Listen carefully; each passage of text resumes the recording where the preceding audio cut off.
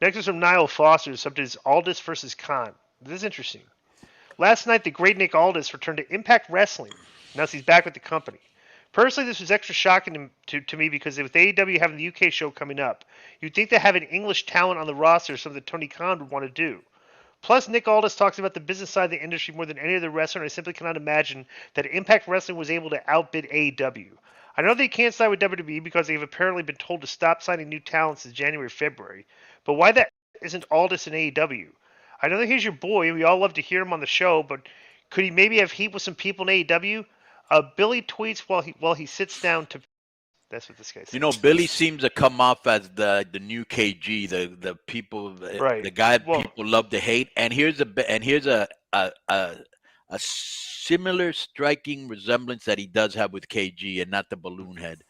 But when you told KG that people didn't like him and he was f***ing up, he didn't understand. Right, he didn't believe it. He didn't understand it. Right, give me proof. The waters have been corrupted because they're your fans. Remember? Right, right, corrupted. Right, same thing. That we corrupted the fan base. Right, and caused them to think that way. Billy's exact same way. There's no way you can make him understand or convince him that people don't like him. Right. You know. So let's get to the question, Nick Aldis. Yeah, he could have heat.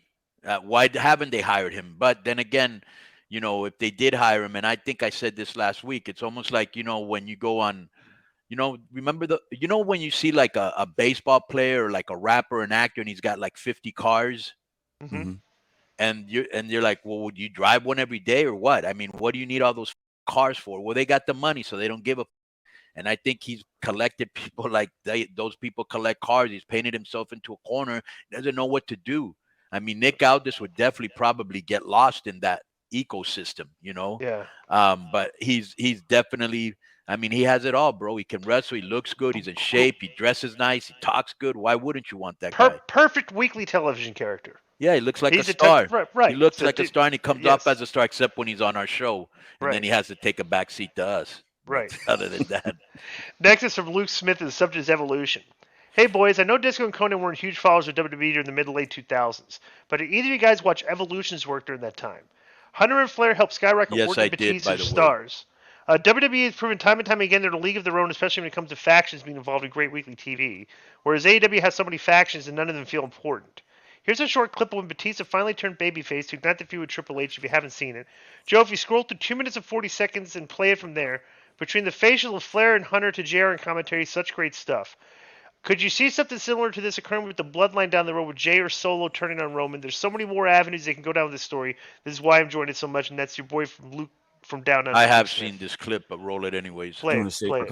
I don't know if I've seen it. So you have. I don't think I have. I'm pretty positive you have. Go to two. Okay, so 240. Yeah. Okay.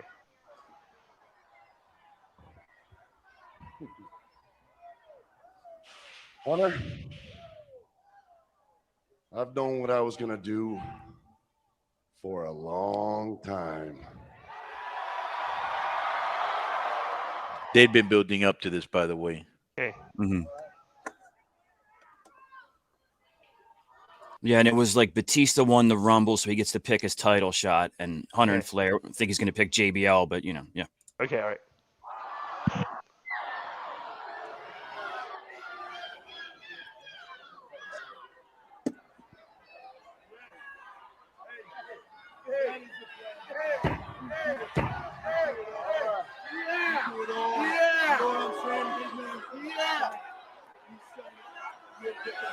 This is where he does a thumbs down. Yeah.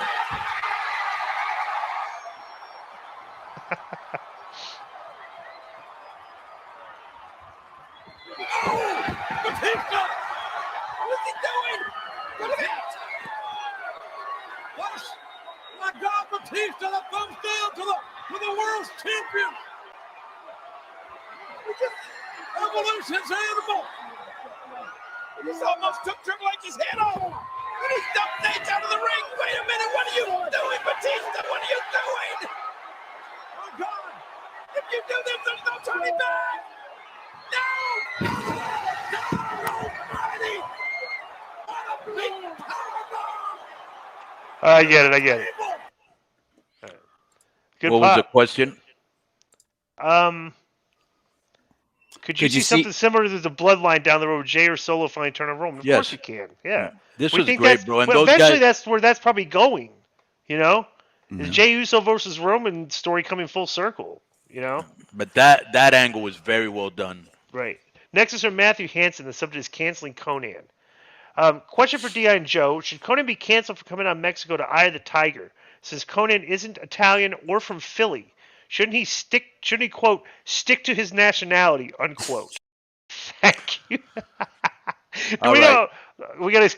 You want to suspend the guy for that comment? Yeah, definitely for the comment, and also there's always a He in makes the a good mailbag. point. No, He he makes a doesn't. good. No, He he makes a doesn't. great No, point. he doesn't, and I'll tell you You're why. not Italian and you're not from Philly. That's a All great right, point. right. Okay? You're just trying to stir the. But let me just say this. Like I just said, there's always a in the mailbag, and you're it. Let me explain something to you. You walking, talking.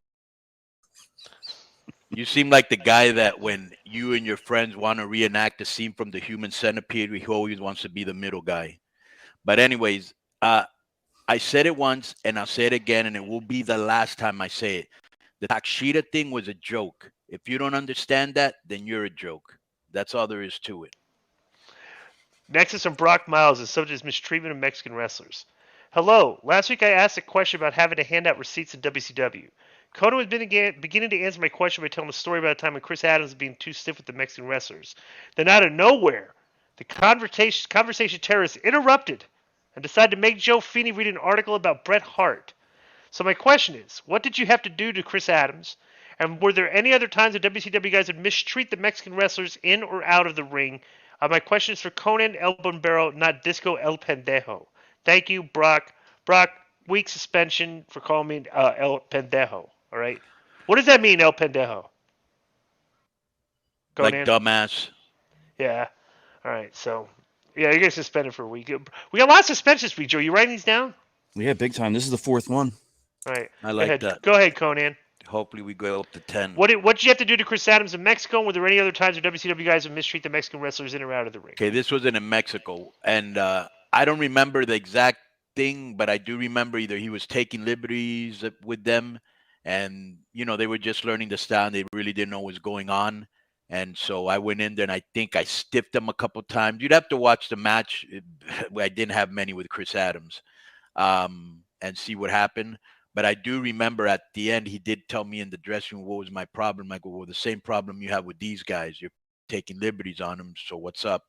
And there was another time where I almost fought one of the Armstrongs. I don't know which, if it was Scott or the other guy, because they were also, I felt, taking liberties on the Mexican wrestlers. And I believe maybe Robbie Brookside was part of that whole thing because I remember getting in his face and Regal was super mad. And but that's how it was back then, I mean, people always taking liberties on other people and you had to stand up for yourself, and so that's how it was. I can actually see though, like like some of these old school guys, like the Armstrongs and some of the Chris, Right. That because bro, like you said, the Mexican guys were getting were acclimating, bro. You guys would work from the right side. You had Yep. to come over here and work from a whole different thing. So I could see some of these old school guys like probably just by habit. They've probably done this throughout their careers with jobbers and stuff. Is that when a guy screws up and like is kind of screwing up the match in their mind, you get stiff with them a little bit, Right. because that's what you kind of have to do. Because if a spot, like the old school philosophy is, if a spot comes across and it looked fake, you kind of have to stiff a little bit to kind of get the fans back into the realism again. Because like until this is before the fans started chanting Remember like ECW, they started the up chants Right. when somebody was screwed. Until the wrestling fans got that way, we're still predicated on like, hey, this is still a work. The audience kind of thinks it's real, so you got to get back to. But I could definitely see that as the problems with the Mexican guys is that these old school guys are just used to, if a guy screws up, you just stiff him. Yeah, and I said it a million times when me and the WCW crew came over. We had to be like, what would be the word? Acclimate. Like, I can't think of it right now, but we had to be I can't think of the word right now, but when you got to learn a new style, you know what I'm Right. saying? So You had to learn to evolve. yeah, we had Kinda, to I be. guess, you know, I right, know what yeah. it is. Deprogram. That was the word. Deprogram, right, Yeah. yeah. So next one's Theo Combo, and the subject is the True First Family of Pro Wrestling. What's good, K100 crew? Chavo Guerrero Jr. recently was a guest on Dan Severn and Don Fry's podcast, and among several topics included the pro wrestling MMA industry. Chavo talked about growing up with the exception of being a Guerrero, and said pro wrestling has been feeding his family for over 85 years. Does this make the Guerreros the first family of pro wrestling? I couldn't imagine a family tree being in the industry longer than they have. That's from TK from Seattle. Are there how old? How about the Bret Hart tree? That's Was what I'm Stu thinking. was First what I'm Stu thinking. was The Stu McMahons. Hart the McMahons? Yeah, but no, that's like a rest. What They're about promoters. Yeah. was there anybody before Stu Hart in his family that was a wrestler? Or was he the first guy? I believe he was the Like, first guy. if he was, I yeah, think but he was the like, first guy. I pretty much know his story. I think he was the first guy, but so yeah, it would probably be between the Hearts and the Guerreros. that would be a good angle. If you could take like one of the surviving Guerreros and like maybe like Harry Smith or something and do an angle with each other about the lineage of professional wrestling, like who's like the royal family of wrestling, you know? Like if you think about it, I mean, I don't know, whatever. Not that they are, but I'm just thinking the Ortons go way back because Cowboy Bob's dad also was a wrestler, probably in like the 50s. Right. So Yeah, but they're not old. They may And be as old as Stu Samoans. Hart. Yeah, oh, the No, Samoans too. That's right. Stu's. I'd say you're right about that. That's probably the first. Yeah, first guy with a lineage. What if a bunch of Guerreros came in and fought with the Bloodline? How many Guerreros are there right now? Just Chavo and like there's really nobody else, right? I don't Yeah, think and I there think is. one of the girls, one of Vicky's daughters. That's about Right. it. Yeah. Okay, next is from Mr. I Am Tremendous, and the subject is opinions, not wrestling. Gentlemen, greetings and salutations. Your thoughts on the late great King of Pop, Michael Jackson? Thank you, Dr. I Am Tremendous, PhD. I'll tell you what, those Michael Jackson's incredible entertainer, still has great songs. What was the okay? So they came out with the documentaries which are burying him.